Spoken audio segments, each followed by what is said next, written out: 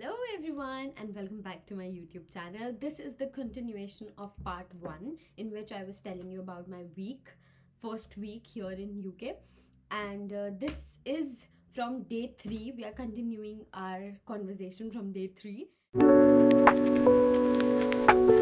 you guys that I reached here, I settled into my accommodation. I started decorating my room and everything, and I was started thinking about that it's a huge room, so I have to put little things here and there, little tables or something like that. After like 3 days of settling in, I finally got to meet my flatmate.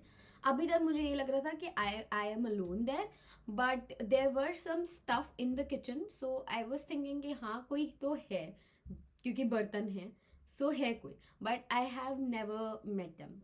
So she was from Kenya. She was nice, she was a good person, and उससे मेरी बात हुई, and I got to know that she's from University of Nottingham and I am from Nottingham Trent University. Her story was कि she is living here for like past 4 years and she did not want to move, so she also started her masters. But the thing was, she's already settled in. She was not that excited. Just I was excited that yay, this is my first year in UK and I'm gonna have fun. I'm gonna have roommates and stuff like that. When she used to come back from the university, I was with my friends, and when I came back from my university, she was not there. And most of the time, we usually have lunch in our rooms only, so we did not meet in the kitchen at all. So, for that period of time, for that like full week, I was so lonely. I was so lonely that it was like whenever I'm out there, I'm with my friends. My I made new friends. I was with my friends. I was meeting new people every time and this and that. But whenever I came back home, there is nobody waiting for me. And that was so. I come from a family where we all like used to sit together on dinner and talk to each other about the day and everything and ये सब. But in that week I was like कि अब मुझे घर जाना है and nobody will be there, nobody will be waiting for me. And I was like नहीं यार, मैं जब भी बाहर होती थी अपने फ्रेंड्स के साथ, there's this sticking thing going in my mind कि अब मुझे घर वापस जाना है and वहाँ पे कोई भी नहीं होने वाला and I'm gonna be alone. And मुझे वहाँ पे जाके कभी कभार ऐसा था, there was some days जब my social energy was so drained that I used to love it, that I'm going back home and nobody's gonna be there. I talked to my accommodation, like the reception, that I want to change my room. I want to go to some flat where there are roommates and they are like first years or master students, so that I can have somebody to connect to. Then we had all the paperwork and everything sorted, and finally I got to a new place, a new room, which is this room. And this is a lot smaller, so I wanted a big room. I did not wanted a big room. I have booked a big room क्योंकि उस time पे internet पे वही available था, and my agent also told me कि यही available है अभी, तो आप ये बुक कर लो. सो मैं वो बुक करके यहाँ आ गई थी, but I didn't know that like your contracts can change. But and mostly अभी भी मेरे बहुत सारे फ्रेंड्स हैं जो चेंज करना चाह रहे हैं, बट उनके कॉन्ट्रैक्ट चेंज नहीं हो रहे हैं.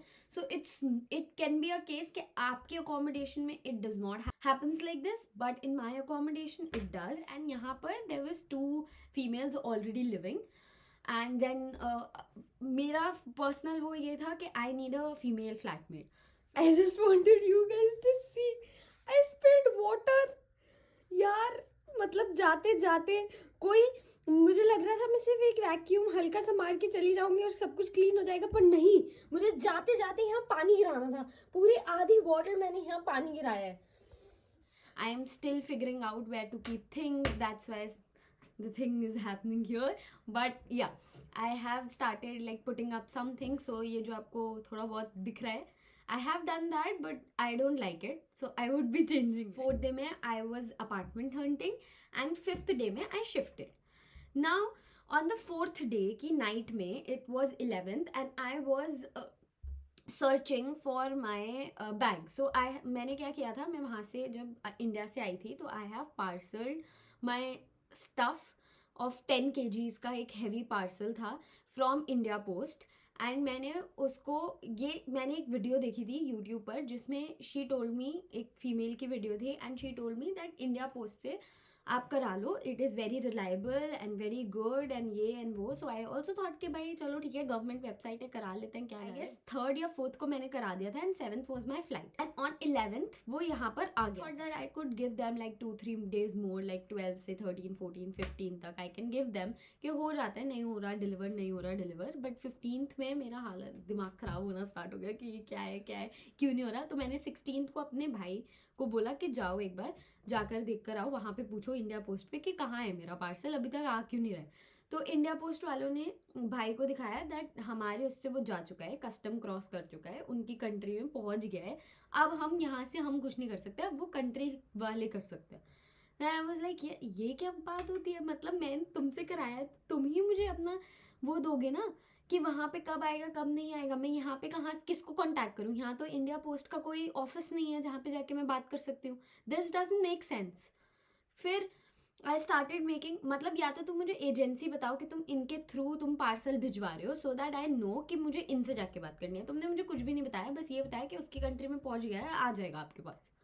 तो I waited for 16th also, 17th also, नहीं आया. देन 18th को I started googling it. I asked chat कि इंडिया पोस्ट यूके में किससे ट्रांसफर करवाता है, अपने किससे डिलीवरीज कराता है पोस्ट. तो उसने मुझे बताया royal mail. Luckily royal mail is just like 2 minutes down the road for me. So मैं next day like on 18th मैं गई रॉयल मेल के पास and I have asked them this is my parcel ID and do you have it. पहले तो बोला कि ऐसा कोई भी पार्सल नहीं है हमारे सिस्टम में, can you give me the name. तो फिर मैंने उन्हें सब कुछ दिया, दिखाया कि दिस इज द थिंग. तो उन्होंने कहीं पोर्टल पे डाला होगा, जो भी उनका पोर्टल होता है, उस पर उन्होंने मुझे बताया हमारे थ्रू नहीं आ रहा है आपका पार्सल, आपका पार्सल आ रहा है पार्सल फोर्स वर्ल्ड वाइड के थ्रू. उस पर लिखा हुआ था PFW. सो उन्होंने बोला that is parcel force world wide, उनके थ्रू आ रहा है आपका parcel and you have to go there. It was like 35 to 40 minutes by bus. Okay, by bus. And Sunday happened. उसके बाद जो नेक्स्ट मंडे था I went there and I asked them कि ये सीन है and this is my parcel and it's coming through India Post and you guys have it. मुझे बोला okay, will see, will look around, will tell you that यहाँ पे आसपास कुछ ऐसा है या नहीं है. तो उन्होंने गए, उन्होंने जाके चेक किया, उनको नहीं मिला and he told me that हमें नहीं मिला है, बट मैंने ड्राइवर से बात करी है एंड ही इज सेइंग कि वो आपके मतलब अकोमोडेशन के आसपास डिलीवर करता रहता है. तो उसने मे बी डिलीवर कर दिया होगा but he has not like updated it. So आप एक बार जाके अपने रिसेप्शन पे चेक करो और वहाँ पे जाके पूछो कि उनके पास तो नहीं आ गया. अगले दिन मैंने आके अपने रिसेप्शन पे पूछा, सबसे मतलब उनसे सब कुछ पूछा कि कोई अनक्लेम पार्सल, कोई बड़ा parcel, 10 kg parcel, everything. But they told me that ऐसा कुछ भी नहीं है उनके पास एंड जो भी बड़े पार्सल है वो सारे सब पे नाम लिखे हुए थे जो उन्होंने मुझे दिखाया and they were not mine. So then I said okay ठीक है. And parcel force world wide वालों ने मुझे फोटो भी दिखाई मेरे पार्सल की कि आपका पार्सल की फोटो ये है and this is the parcel we got on 11th. But अब वो कहाँ है वो हमें नहीं पता है, but we'll try to find it. ठीक है, तो आई वॉज लाइक चलो ठीक है मिल जाएगा. Then on next day I had a trip to plastic company. उस ट्रिप पर I got a like an unknown number का call from UK. They left me a message. So वो message मैंने 2 बार सुना है, लिटरली 2 बार सुना है. इनकी इंग्लिश नहीं समझ आती, पता नहीं क्या बोलते हैं इंग्लिश में, मतलब उनका कुछ नहीं समझ आता. तो 2 बार सुनने के बाद लाइक पहले मैंने उसे सुना नॉर्मल कॉल पे, देन मैंने उसे ईयरफोन्स लगा के सुना, देन फुल वॉल्यूम, सब कुछ करने के बाद मुझे ये समझ आया कि ही सेइंग कि हमारी जो भी कॉन्वर्जेशन कल हुई थी उसके अकॉर्डिंग उसने अपने मैनेजर से बात करी एंड उसने अपने वेयर हाउस में देखा that this is the warehouse का, मतलब वेयर हाउस में उन्होंने चेक किया एंड वेयर हाउस में उन्हें मेरा पार्सल नहीं मिला है.